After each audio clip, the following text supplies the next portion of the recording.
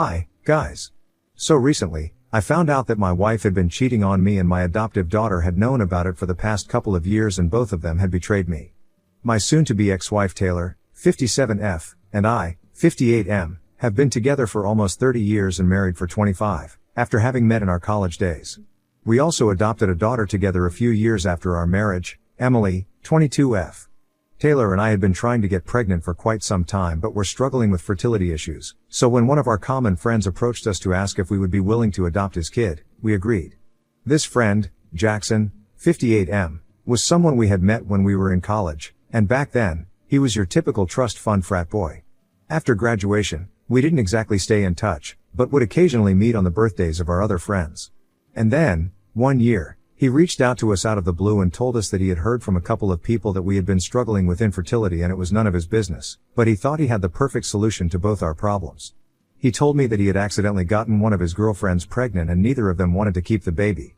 So naturally, they had thought about putting the baby up for adoption, but after he heard about my wife and I wanting to have a baby of our own, he decided to reach out to us because that way, he wouldn't have to go through the trouble of contacting any agency and waiting and stuff at all. By then, it had been slightly over a year that Taylor and I had been trying to get pregnant and hadn't had any luck, and also, after discussing it with her, we decided to go ahead with the adoption because it was the best option for all of us.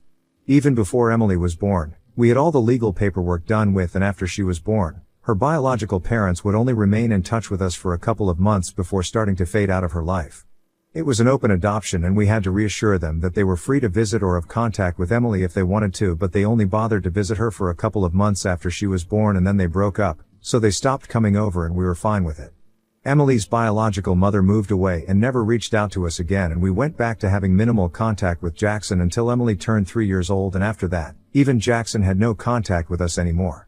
To be fair, after that, he didn't have any contact with anybody and it was like he totally disappeared. From what I had heard, his father had suffered some serious losses in business and had to sell their company and a lot more, so even they had to relocate because they couldn't start afresh here.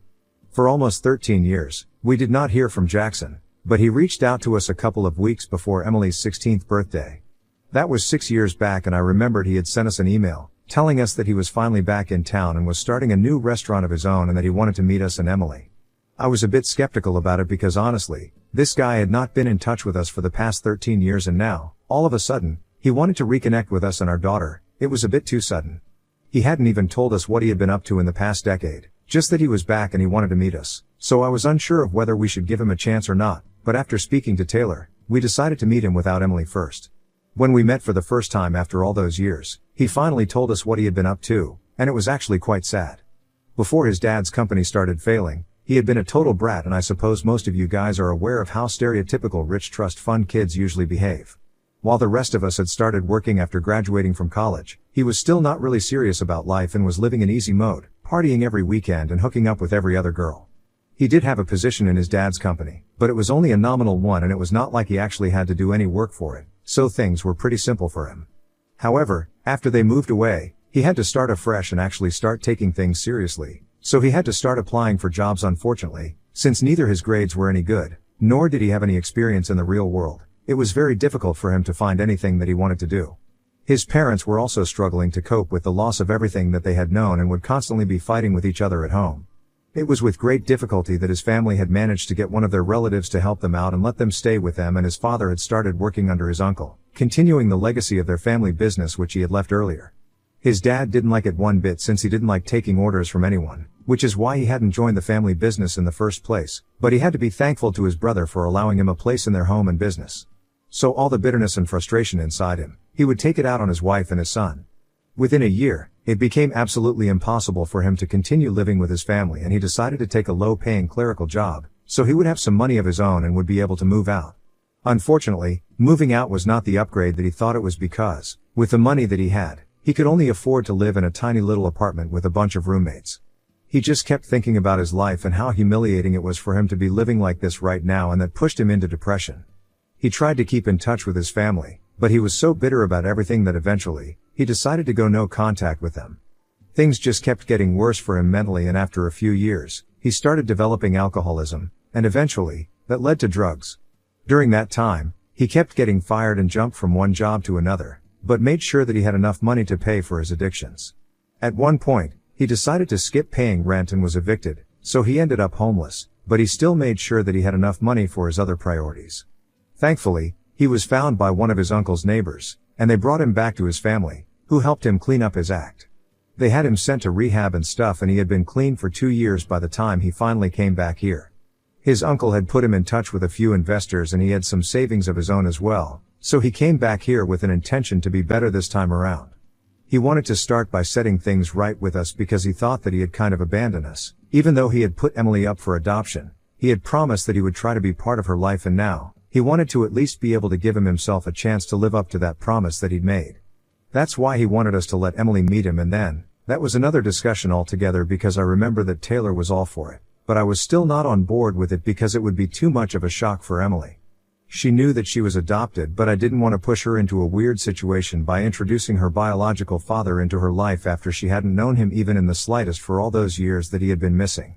So my wife and I decided that we were going to ask her, and only then would we go ahead with reintroducing Jackson into her life again.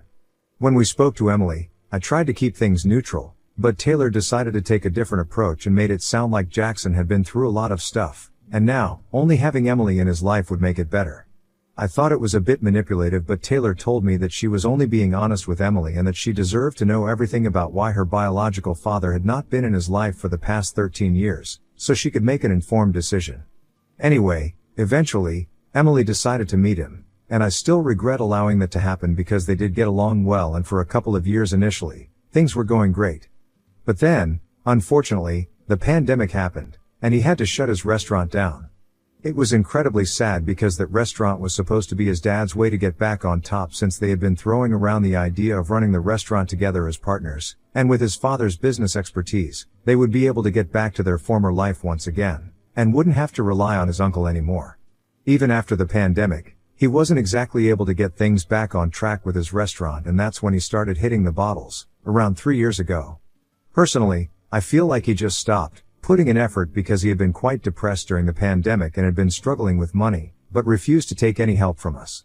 And after the restrictions were lifted, it was like he had lost the will to do anything at all and just kept drinking all day. Whatever little money he made from the restaurant, it was enough to just keep him going and pay for his living expenses, but that was about it. We tried to help him through it, but I don't think he was interested in getting any help. He just wanted to keep drinking, and I started to think of him as a very deadbeat kind of person because even though he had friends willing to help him and the support of his family, it was like he had given up on himself, and you can't do anything with people like that. On top of that, it was even more annoying for me that Taylor and Emily constantly kept pitying him, as if he was not about who had given up. Anyway, I couldn't exactly say anything about it because Jackson was already going through so much. I didn't want to be cruel.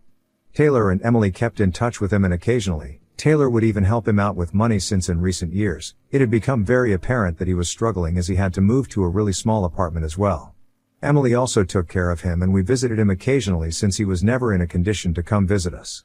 I thought we could do without these visits as well, since it was all quite depressing, but they thought that it would be quite heartless of us to do so. So it was obvious that we had wildly differing opinions on the entire situation. This was how it had been for the past couple of years. And then recently, earlier this year, Emily got engaged to her high school sweetheart, and it brought all of us together. We were all equally excited for it, but things kind of went sour for me when, at the engagement party, Emily decided to publicly ask my wife and her biological father to walk her down the aisle. Obviously Taylor and Jackson were overjoyed, but most people just noticed me being completely thrown off by this decision since I had been totally blindsided. I knew that she had a soft spot for Jackson because he had been through a lot in his life, but ultimately, I was her father. I was the person who had actually raised her, and I had assumed that I would be the one to walk her down the aisle. It had always been a dream of mine. So when she did not ask me, I was quite shocked, and later on, she explained to me that the only reason she had asked Jackson and not me was because she felt like it would do a lot of good for him and probably keep him off the drinks around that time. I was not happy with this decision at all, but it was her wedding and her choice, so I had to accept it without a fuss, and she had also told me that no matter who she asked to walk her down the aisle, my real father is always going to be me, so it didn't matter. But the thing is, it did matter, and it kept eating away at me for the past couple of months because I just kept trying to figure out what I had done wrong. And then, I coincidentally found out about a couple of days ago, when I had come back home early from a business trip to surprise Taylor. I was supposed to be gone for 3 days, but I came back home on the evening of the second day and made sure that I was as silent as possible with the house keys and stuff and tiptoed to Taylor's room to surprise her. But then, I heard Emily's voice in the room and they were talking about me, so I couldn't help but eavesdrop on them. And I'm very glad that I did, because otherwise, I don't think I would have ever been able to figure out what exactly had been going on, and by the time that I did, it would have been too late. They were talking about the wedding, obviously, and Taylor was telling Emily that she was glad that she had made the right choice by choosing her real family to walk her down the aisle, and was congratulating her. I was very confused as to what that comment meant, but then, I figured it out soon enough, since the rest of the conversation was just Emily telling her mother that she wasn't happy about lying to me for the past 3 years, but they had put her in a very difficult position and that's why she had to do this. I eavesdropped on their conversation for about 10 minutes and I was able to figure out that Taylor had been cheating on me with Jackson for the past 4 years, and for the past 3 years, Emily had known about it after she had caught them together at some point. But the two of them had teamed up, and in order to prevent Emily from telling me, they had been bribing her with the promise of funding her business, no questions asked. I had always promised Emily that I would pay for her college education and her wedding, but after that, she was on her own, since her mother and I also needed to save for our retirement. We would definitely invest at some point, but she had to get her business started on her own. That was the deal. Taylor knew about it and was on board with it, so the plan was that Emily would work for other companies and get experience, and once she had enough capital and a business model, she would start approaching investors and get started with her business. She had always wanted to do something related to fashion, so that was the way she was going, and in the past couple of months, she had mentioned several times that she planned on starting her business after her honeymoon. I was kind of worried about where she was going to get that kind of money from, because she had only been working for 1 year and I didn't think that was long enough to have either experience or money, but after overhearing that conversation, I figured that it was probably Taylor who was going to help her out in the future. From what I know, after the honeymoon, Taylor is going to invest in the business that Emily is starting off on, and that's what they had been discussing for the most part. I still have no idea what part Jackson has to play in all of this, because from what I know, he's a deadbeat guy and does not have any money of his own. I guess the fact that he is like that is pathetic enough for Emily to keep their secret. But after I overheard that conversation, I was devastated and I just tiptoed back out of the house and into my car so I could drive away. I was a mess after that because I had no idea how to deal with this or even process any of this, and I just kept driving for a while until I got to a hotel. Once I was there, I did something very impulsive, and I started calling up all the wedding vendors whom I was supposed to pay. The wedding is 3 months away and I had to start securing the deposits for the decor, florists, and a couple of other vendors. The groom's family and I were splitting the cost of the venue and catering, and according to the contract, we couldn't get that money back, but before I made any other payments, I decided to cancel their deals altogether because I was pulling out all the finances from the wedding. Since it was quite obvious that Taylor had been promising to fund Emily's dreams, she could fund this one as well. After speaking to the vendors and telling them that they need not contact me for the money, because I was out, I decided to put up a post because I felt like this was something that everybody needed to know. I typed out a really long post, with the details of everything that I had just found out, and spoke about how betrayed I had been feeling, not just by my wife and my daughter but also by Jackson, who I had thought of as a friend. All three of them had broken my heart, especially Taylor and most of all, Emily. And now, I didn't want anything to do with them anymore because it was very obvious to me that this was never my family. The real family was Taylor, Jackson, and Emily. It didn't matter that I had raised her loyalties were elsewhere. I ended up breaking down while posting it, and because I knew that the post would create quite a stir on social media, I decided to immediately put my phone on silent and try and just go to sleep so I wouldn't have to think about any of this.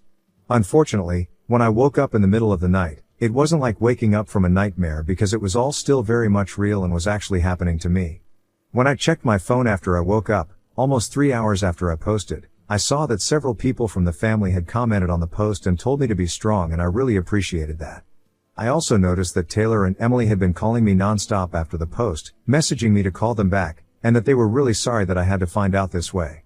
They wanted me to just come back to them and speak to them so they would be able to explain themselves because they felt like they owed it to me, and they did, but I was in no mood to speak to them or interact with them in any way whatsoever. So they could keep blowing up my phone, I wasn't going to respond. After I had checked my phone, I realized that I hadn't received any word from Jackson, probably because he had nothing to say, and that was fair enough because we were just friends. He didn't owe me anything as much as my family did. But then, things got worse the next day when I woke up around noon and noticed that Taylor had stopped calling me, but Emily was still trying to get in touch with me, and she wasn't apologizing and telling me to come back home in her messages anymore. She was telling me that I had ruined everything for her. I didn't understand what that meant until she sent me a message, saying that her fiancé had decided to call off the wedding after confronting her about the post, since he had read it and realized that Emily had been covering up for her mother's affair for the past 3 years, just so she could fund her business in the future. He thought that it was greedy and unethical, and he was disgusted by her, which I don't really blame him for. On top of that, it had been made worse by the fact that she had even chosen Jackson and her mother to walk her down the aisle on the day of her wedding, and now, he finally understood why, since she wanted her mother and couldn't care less about me, even though Jackson hadn't been the one to raise her, I had mentioned it earlier, her fiancé was her high school sweetheart and had known our family for a really long time. So he had also known me for a really long time, and he was perhaps one of the only people who genuinely knew how hurt I was when Emily picked Jackson to walk her down the aisle instead of me, and had actually even comforted me. It wasn't surprising that he had taken such a strong stand for my sake and called off the wedding altogether, and I was actually quite grateful for it. I thought that it was karma and she could keep blowing up my phone, but it was not going to change what had happened. So I decided to ignore it, and since that day, my phone has been flooded with messages from everyone that I know. Most people have sent supportive messages, and some of them have told me that there was no need for me to talk about all of this on a public platform because it's still my wife and daughter that I'm talking about, and they're going to be at the receiving end of all the heat, and these people were mostly from my in-laws' family. I had made that post almost 3 days ago, and Emily stopped texting me and trying to reach out to me on the second day. I have been feeling quite good about what I had done until a couple of hours ago, when I received a message from Emily, saying that she was really sorry about everything, but most of all, she was sorry about the fact that she had a screwed up family like this because we had ruined everything for her. Her fiancé had apparently left home after confronting her about the post and blocked her everywhere. So now, there was no wedding happening, and she was completely on her own. I felt kind of bad for her because I knew that she really loved her fiancé. They had been together for a very long time, and now, it was all gone. I guess she understood what I was feeling right now, and I know it can't be good. So Ida for posting about how my wife had been having an affair and my daughter had been covering it up? Update 1. Hey, thank you so much for the support. Yes, I have spoken to a lawyer and he is in the process of filing for divorce on my behalf right now. It has been a really tough 6 days since I discovered what had been happening in my family, and I'm still trying to process all of it. I'm staying in the hotel. I haven't even gone back to get any extra clothes. It's just not worth it. My parents are also now aware of what had been happening in the family behind my back, and they have also completely cut off Taylor and Emily, even though it was particularly hard for them to cut Emily off since she's their granddaughter. But it had to be done, and it's done now. Also, a lot of you have been asking why exactly I had refused to fund Emily's business in the future, but Taylor agreed, and well, I had refused because I thought that Emily needed to learn to be independent, and also, I believe that Taylor and I needed to keep money aside for our retirement as well.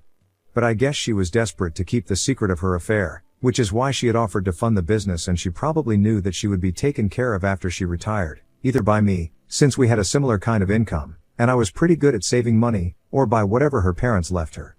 Worst case scenario, she would just spend the rest of her life with Jackson. Either way, whatever her reasons were, it was enough for Emily to betray me for some money, and that's what really matters. After she sent that message, I haven't replied to her, and I don't plan on responding to any of them either.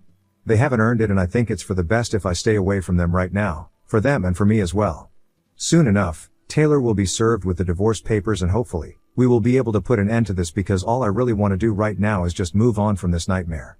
Update 2. I finally heard back from Taylor after almost 10 days since I discovered the affair, and made that post, and a couple of days ago, she was served with the divorce papers, and today, she reached out to me. I had blocked my entire family, so she had to create a new email account and send me an email apologizing for everything. She told me that after hearing about how much Jackson had been through, she had developed a bit of a soft spot for him, and before she even knew it, she had started to catch feelings for him. Apparently, she had wanted to tell me about it, but she didn't know how to go about it. And then Emily found out, so she had to bribe her to keep quiet, and things just kept getting messier. She told me that she was really sorry that she had created such a mess, and so was Jackson. The only thing that she could do for me at this point was make sure that the divorce was a smooth process, so whatever my terms were, she was not going to contest it and would just accept whatever I decided.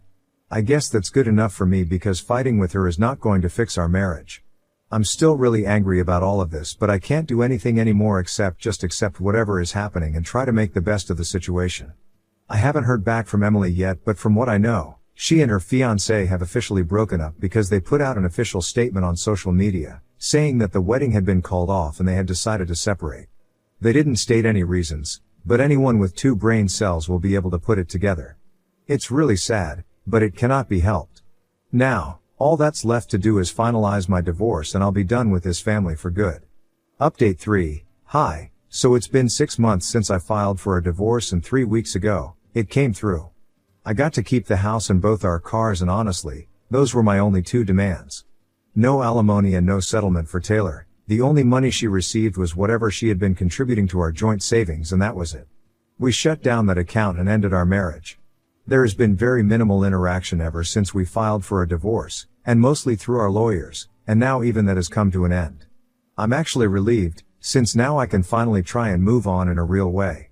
I've heard from a couple of people that she has moved in with Jackson and they have sold the restaurant, so I guess they're planning on going back to Jackson's family.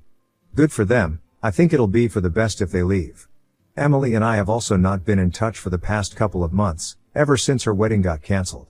She did reach out to send me an apology through email 2 months ago, telling me that she was going to try and be better, and surprisingly, Taylor actually had lived up to the promise that she had made, that she would finance Emily's business. So now that she had money, she was going to start working on a business model and told me that I did not have to forgive her, but nevertheless, she was still going to try and be a better person. And I wish her all the best, I really do.